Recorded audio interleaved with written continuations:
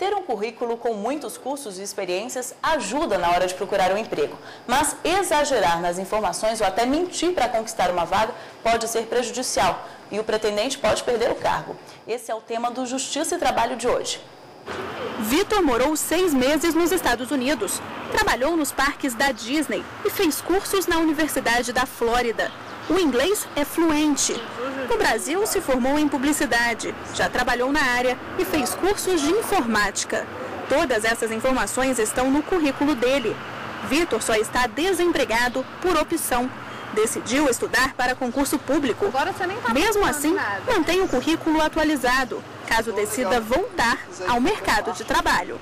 Todos os documentos, todas as pastas que eu tenho, para ver o dia que eu comecei até o dia que eu terminei, sem aumentar, sem diminuir demais, sempre colocando verdadeiramente as informações.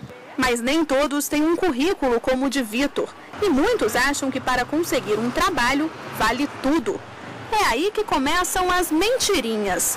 O Sistema Nacional de Empregos do Distrito Federal recebe cerca de 600 currículos por dia e encaminha a metade para concorrer às vagas nas empresas cadastradas.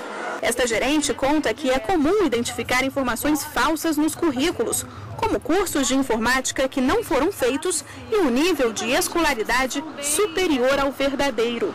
E ela lembra que quando o candidato chega na empresa, a mentira pode ser descoberta e o sonho de conquistar a vaga vai por água abaixo. A pessoa muitas vezes coloca que tem experiência em algum ponto específico, como por exemplo digitação, e ali é específico a área que ele vai ocupar que tem a digitação. E se a pessoa coloca que tem e não tem, um teste vai ser feito, alguma coisa dentro desse nível para comprovar que a pessoa tenha essa qualificação. Se ela não tiver, provavelmente ela vai ter, perder a oportunidade e tirar a oportunidade de uma pessoa que talvez teria condições de ocupar essa vaga. Além de perder a oportunidade de emprego, as mentiras contadas no currículo podem custar ainda mais caro. Um projeto de lei que está na Câmara dos Deputados define a prática como crime de falsidade e prevê pena de 2 meses a 2 anos de prisão. Bem, aqui com a gente no estúdio o advogado Tarlen Max da Silva. Boa tarde. Boa tarde. Que tipo de mentiras são mais recorrentes? Bom, além dessas que são inseridas nos currículos para se conseguir a oportunidade de trabalho, as mais corriqueiras no ambiente de trabalho são aquelas para faltas. Estou doente, tive que ir ao médico, minha mãe passou mal, o carro quebrou.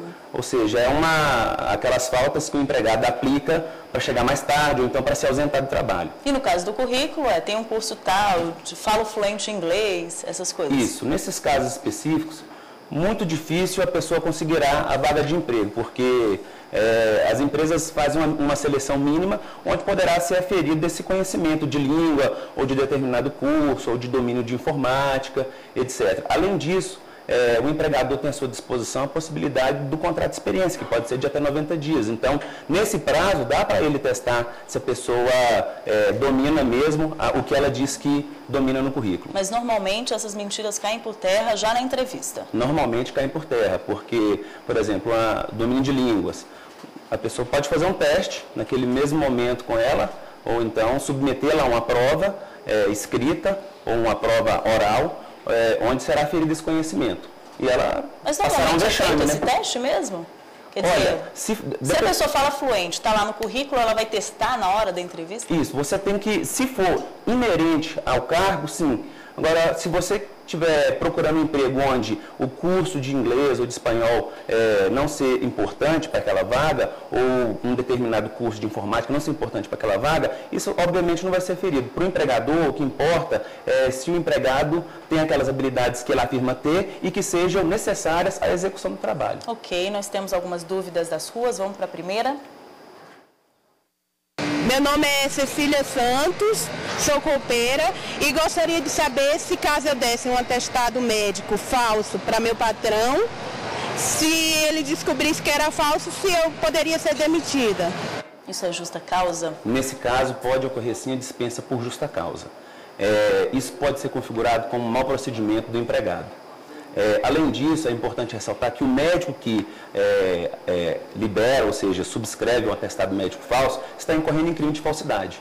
Uhum. E como a pessoa, o empregador, ele detecta determinadas mentiras, por exemplo?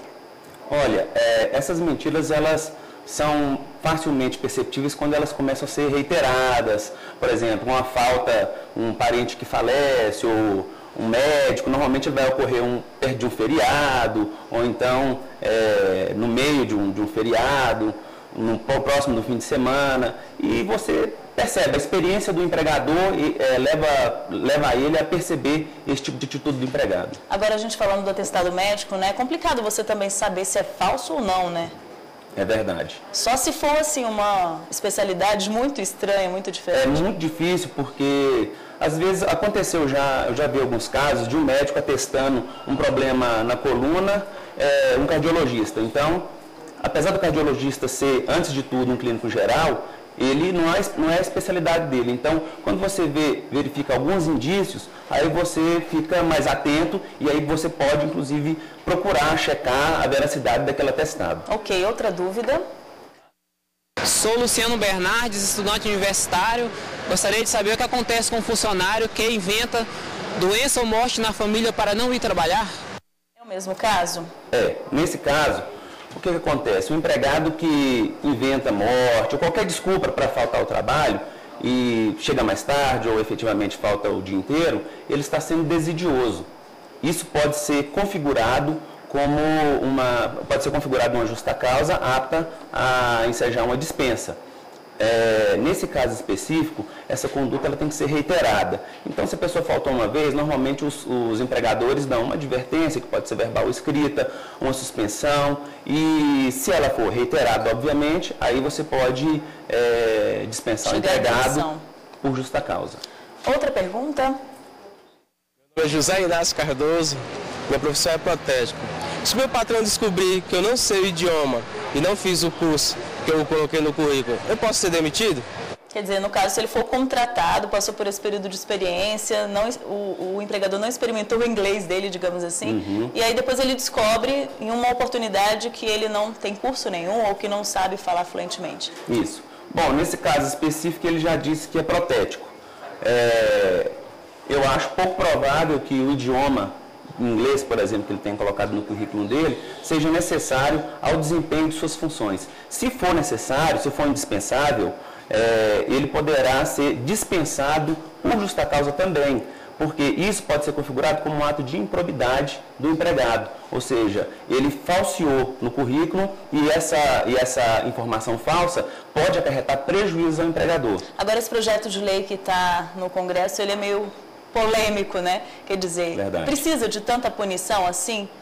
Uma pessoa que mente? De detenção? Esse projeto de lei, eu não sou criminalista, mas até onde a gente acompanha, ele inclusive vai contra a corrente que o CNJ vem pregando e todo o Poder Judiciário vem pregando, que é aplicar-se penas alternativas, prestação de serviços, etc. Então, você criminalizar esse fato, eu acho um pouco pesado demais para o empregado. A pena capital para o empregado é a perda do emprego, e isso já está disciplinado na CLT. O ideal é não mentir, né? Não mentir. Mesmo para não passar vergonha na frente do empregador ou quando descoberto a mentira após ser contratado, não passar pelo mesmo vexame. Verdade. Muito obrigada pela sua participação. Nada, eu que agradeço.